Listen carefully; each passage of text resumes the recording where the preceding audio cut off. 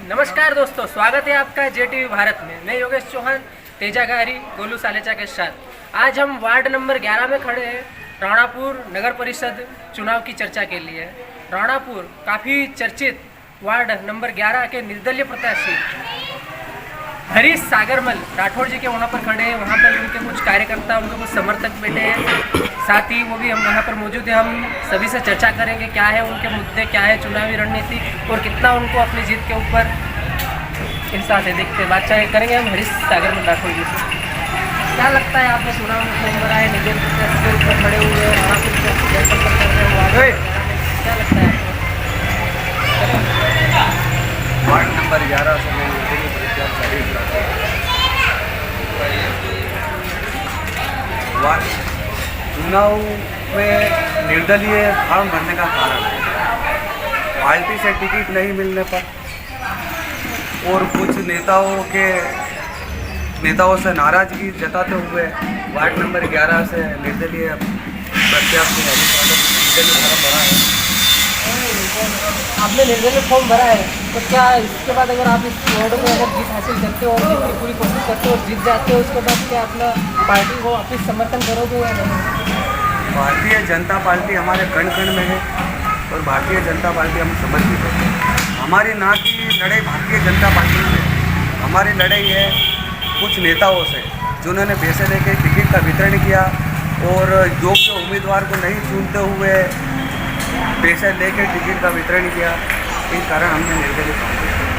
तो आप जनता के बीच में जा रहे हो, जनता से बातचीत कर रहे हो, तो आपके प्रमुख मुद्दे क्या है? आप चुनाव जीतने के बाद क्या करना चाहते हैं? कोई अब ऐसी समस्या जिसको लेकर आप चुनाव प्रचार में लगे हुए हो, जनता से वादे कर रहे हो? चुनाव जीतने के बाद वार्ड में जो भी जनता काम चाहती है वो काम करेंगे।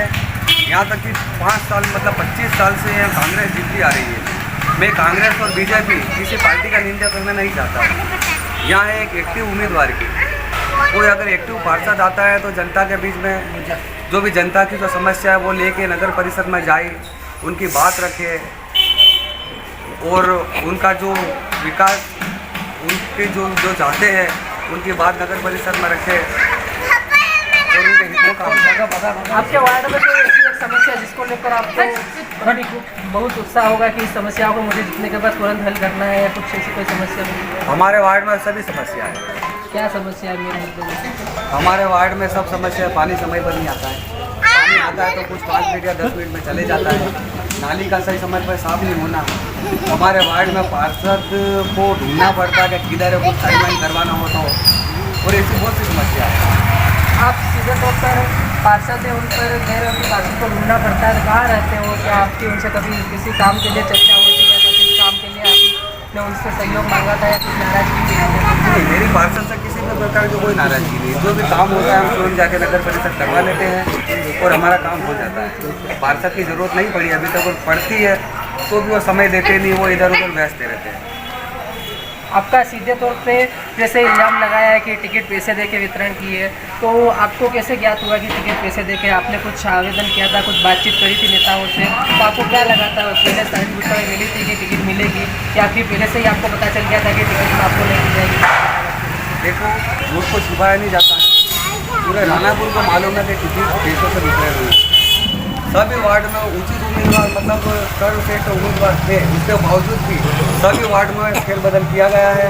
जिसको टिकट मिलना थी, जो भाजपा से करीबन 25 या 30 साल से भाजपा में समर्पित थे, उनको टिकट नहीं देते हुए जो कांग्रेस से आए, अगले चुनाव में बीते 5 वर्ष से पहले वार्ड नंबर 11 के भाजपा प्रत्याशी जिन्होंने कांग्रेस को खुलकर समर्थन किया, पूरी राणापुर जानती है, वार्ड के लोग जानते हैं, उन्होंने कांग्रेस का फुल सपोर्ट किया, कांग्रेस को जिताई, कांग्रेस को जिता कर भी लाए और जीते आने वाले 5 साल में उनको भाजपा द्वारा टिकट दी गई।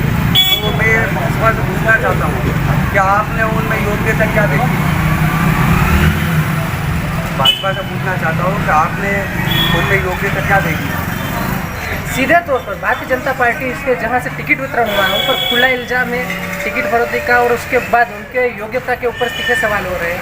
आप जनता के बीच में जा रहे हो, क्या लग रहा है आपको जनता के सवाल? जैसे आज 23 तारीख हो गई है, 27 को चुनाव है, मात्र 2-3 दिन बचे हैं, तो आपको चुनाव प्रक्रिया कैसी चल रही है? क्या लग रहा है आपको लोगों के बीच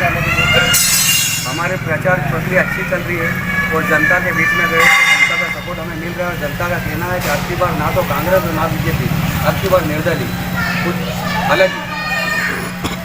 यहाँ पर आपने सुना, इसके बाद यहाँ पर कई कार्यकर्ता इनके समर्थन में या नगर के 11 नंबर वार्ड के सदस्यगण मौजूद हैं। हम बातचीत करेंगे यहाँ पर। क्या कहना चाहोगे आप आपके प्रत्याशी के रूप में जो खड़े हैं उनके बारे में क्या कहना चाहोगे? जी खासी होगी, कैसा क्या चल रहा है, क्या रणनीति है?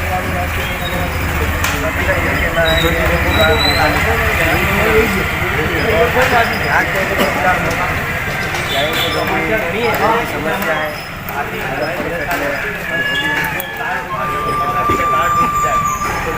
यहाँ पर हम बातचीत करेंगे। यहाँ पर क्या कहना चाहोगे आप चुनाव को लेकर? क्या चल रहा है? आप लोग यहाँ पर मोदी के कार्यालय में बैठे हो, कार्यकर्ता के साथ कार्य कर रहे हो, लोगों के बीच में क्या कहना चाहोगे? बोलोगे तो हमारे यही कहना चाहिए कि हमारे निर्दलीय आदमी को जीता जाए,